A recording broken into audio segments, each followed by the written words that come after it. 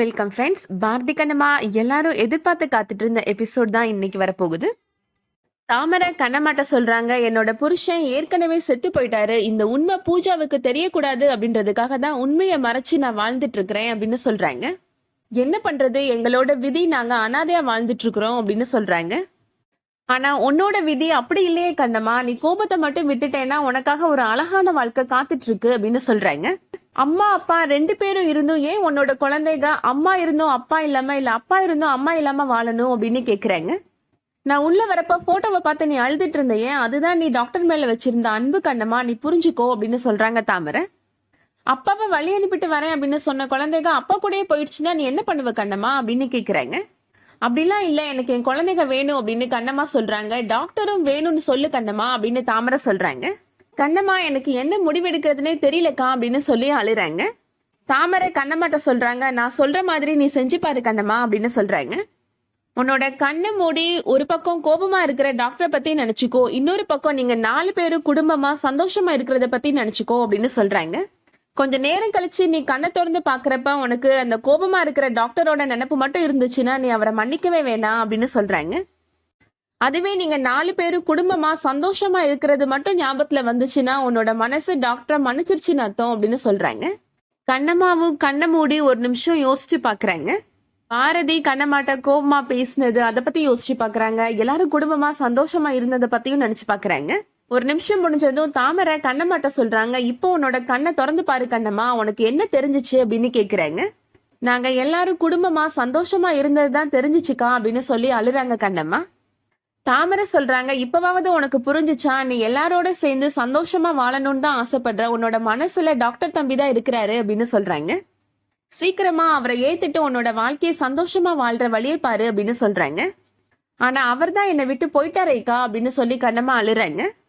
உண்மையான காதல்னா கண்டிப்பா அது சேரதான் செய்யும் கண்ணம்மா, நீ சீக்கிரமா போ அப்படின்னு சொல்றாங்க. கண்ணம்மாவுமே வேகமா அங்கிருந்து போறாங்க. அகிலன் திடீர்னு அவரோட காரை நிப்பாட்டுறாரு. என்னாச்சு அகிலா அப்படின்னு பாரதியுமே அவரோட கார்ல இருந்து இறங்கி வந்து கேக்குறாரு. என்னன்னு தெரியல, காரு திடீர்னு நின்றது, ஏதோ அடைச்ச மாதிரி இருக்கு அப்படின்னு சொல்றாரு அகிலன். கணபதி சொல்றாரு, எலி ஏதாச்சும் வயரை கடிச்சிருக்குமோ அப்படின்னு கேக்குறாரு. அகிலன் சொல்றாரு, கணபதி சொன்ன மாதிரி ஒரு 3 ஒயர் கட்டா இருக்கு அப்படின்னு சொல்றாரு. எனக்கு தெரிஞ்ச மெக்கானிக்கு கால் பண்ணி என்ன பண்ணலான்னு கேக்குறேன் அப்படின்னு சொல்லி போட்டோ எடுத்து அந்த மெக்கானிக்கை அனுப்புறாரு. சௌந்தர்யா இப்போ பாரதிட்ட சொல்றாங்க, கடைசியா என்னோட ஆசை நிறைவேறாமலே போயிடுச்சு அப்படின்னு சொல்றாங்க. என்னோட மூத்த மகனும் மருமகளும் ஒன்னா சேர்ந்து வாழ்றத பார்க்காமலே நான் போய் சேர்ந்துருவேன் போல அப்படின்னு சொல்லி அழுறாங்க. அஞ்சலி சொல்றாங்க, இன்னும் காலம் இருக்கத்த, என்னைக்காவது ஒரு நாள் அக்காவோட மனசு மாறும் அத்த அப்படின்னு சொல்றாங்க.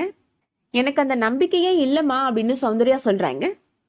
ஹேமா லட்சுமி 2 பேருமே சொல்றாங்க, அம்மா பண்ணது எங்களுக்கு சுத்தமா பிடிக்கல, அவங்க மனசு மாறி அப்பா கூடவே வந்திருக்கலாம்ல அப்படின்னு சொல்லிட்டு இருக்கிறாங்க.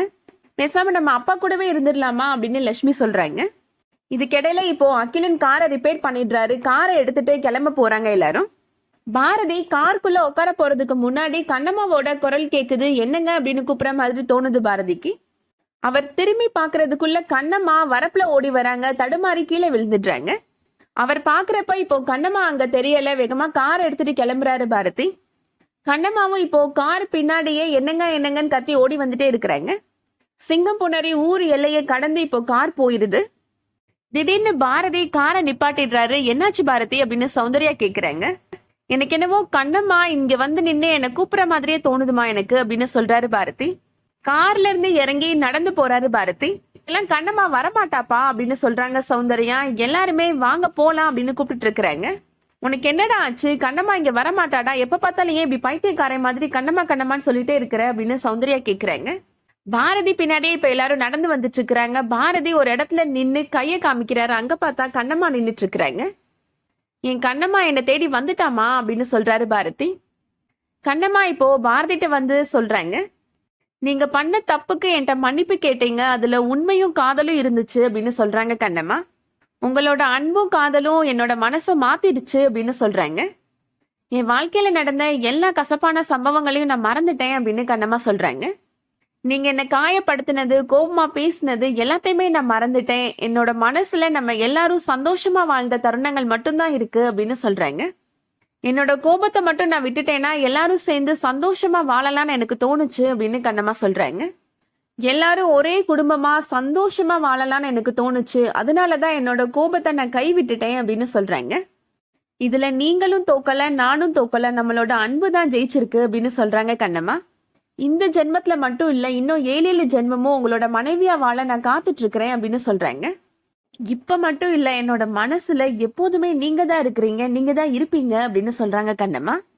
நீங்க என்ன ஏத்துப்பீங்களா அப்படின்னு கேக்குறாங்க கண்ணம்மா. நான் உங்களை மாமான்னு மறுபடியும் கூப்பிடலாமா அப்படின்னு கேக்குறாங்க. பாரதி மாமா அப்படின்னு ரொம்ப பாசமா கூப்பிடுறாங்க கண்ணம்மா.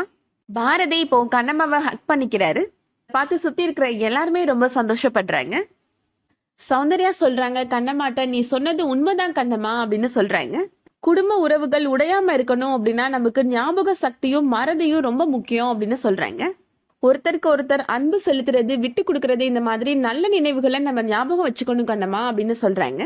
மற்றபடி மன கஷ்டம், நம்ம மனசுக்கு கஷ்டப்படுத்துற சம்பவங்கள், கோபங்கள் எல்லாத்தையுமே நம்ம மறந்துடணும் அப்படின்னு சொல்றாங்க.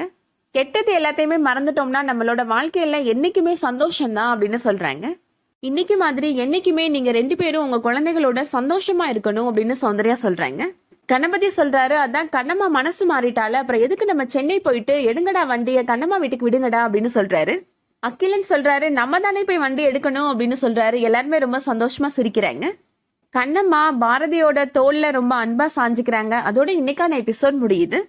இந்த வீடியோ உங்களுக்கு பிடிச்சிருந்துச்சுன்னா லைக் பண்ணிக்கோங்க. ரெகுலரா சீரியல் அப்டேட்ஸ்க்கு நம்ம சேனலை சப்ஸ்கிரைப் பண்ணிக்கோங்க. தேங்க்ஸ் ஃபார் வாட்சிங்.